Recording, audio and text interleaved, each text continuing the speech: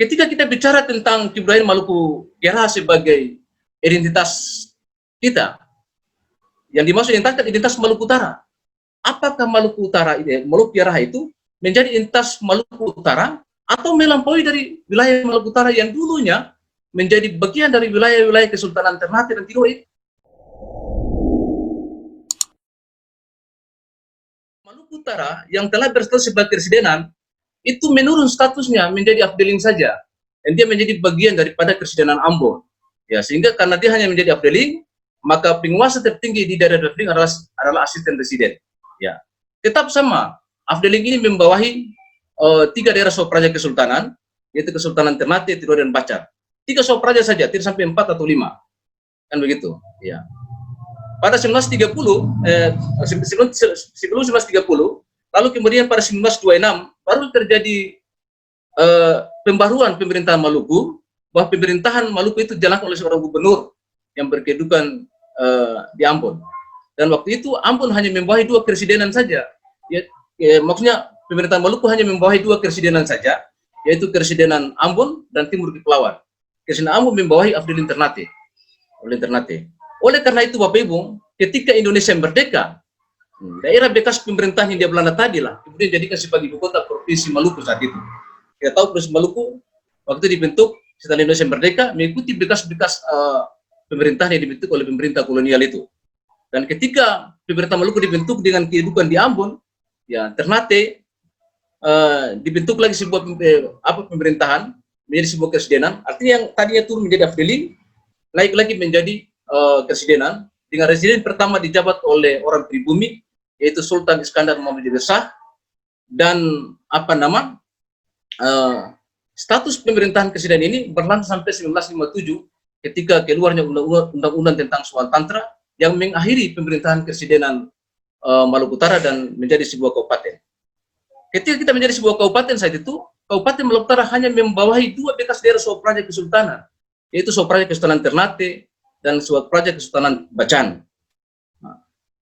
Tidore tidak masuk dalam Sopraja dalam pemerintahan Kabupaten Maluku Utara karena dia waktu itu pada tahun 1956 dia menjadi bagian dari Provinsi Pembebasan Irian Barat. Ya.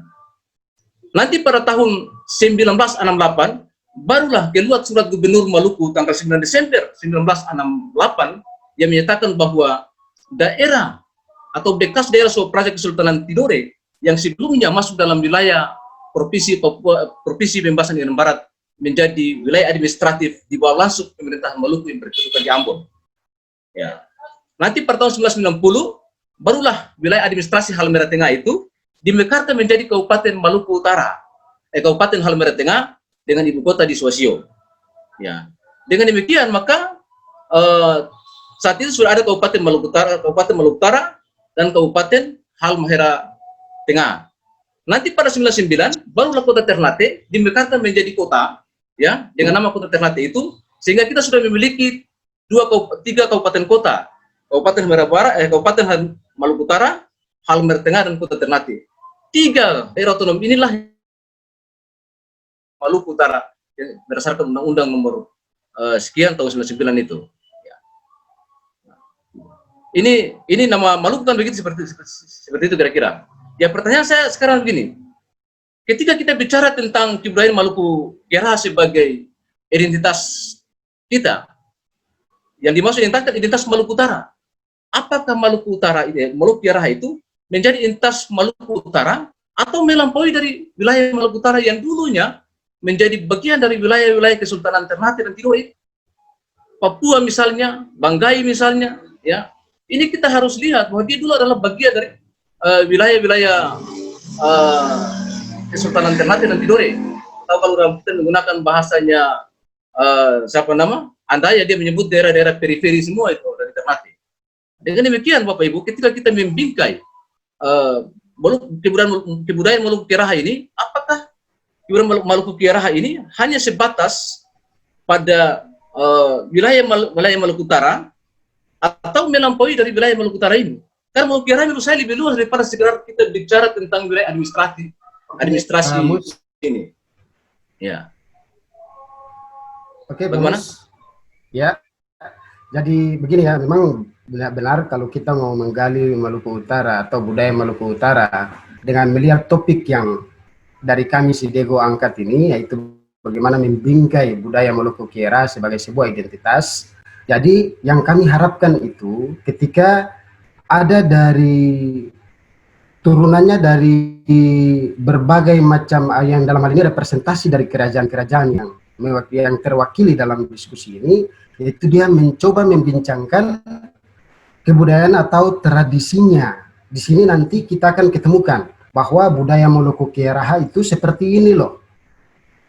Identitas Moluku Kieraha itu seperti ini loh. Misalnya dari Loloda, dari Ternate, dari Tidore maupun Bacan, ketika mereka keluar, bahwa mereka bawa itu sebagai jati diri dari Moluku Kieraha. Jadi kira-kira mungkin Pak Mus bisa sedikit membincangkan tentang masyarakat dan kebudayaan di Loloda itu seperti apa. Oh Mungkin iya. itu poin yang kami harapkan. Ya. Jadi mungkin Mohon maaf, bisa saya berpikir dari awal karena kita diceritakan bicara begitu. tentang Maluku Kiera secara total, sehingga saya mencoba mengangkat aspek historis. Yang kita berangkat dari mana kita membentuk Maluku Kiera Ya, ini. memang Tapi ya. kalau memang hanya merepresentasikan sebuah Ya, wilayah, sejarah memang iya itu merepresentasikan sebuah wilayah. Iya, nanti saya coba jelaskan juga. Iya. oke. Kalau kita bicara tentang kebudayaan Maluku Kieraha, ya, yang menurut saya kita sudah akan sepakat bahwa kita akan membatasi pada wilayah Maluku Utara ini, karena ketika saya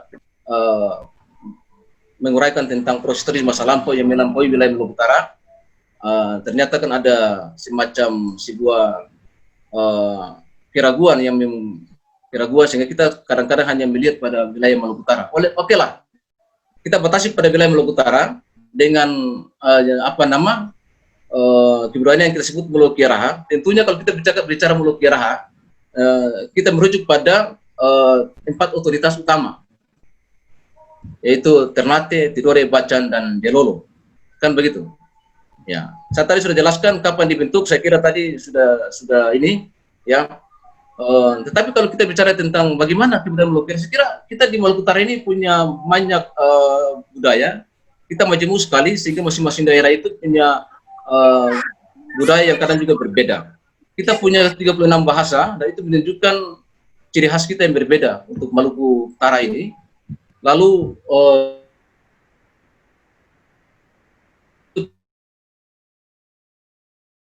ada yang Indonesia. Mungkin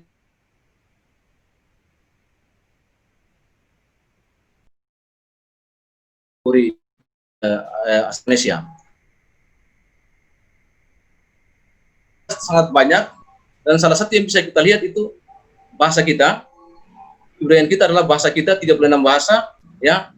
Itu yang pertama. Yang kedua, kita punya simbol otoritas, yaitu 4 kesultanan utama, ternyata tidak dibaca dan Jelolo. Di samping itu juga ada otoritas-otoritas kecil yang kita sebut dengan kerajaan Loloda. Ingat, Loloda juga meskipun tidak masuk dalam konfigurasi Maluku Kieraha, tapi ketika kita melihat peristiwa historis yang saya jelaskan tadi, dia sudah masuk bagian daripada Kesultanan Ternate saat itu.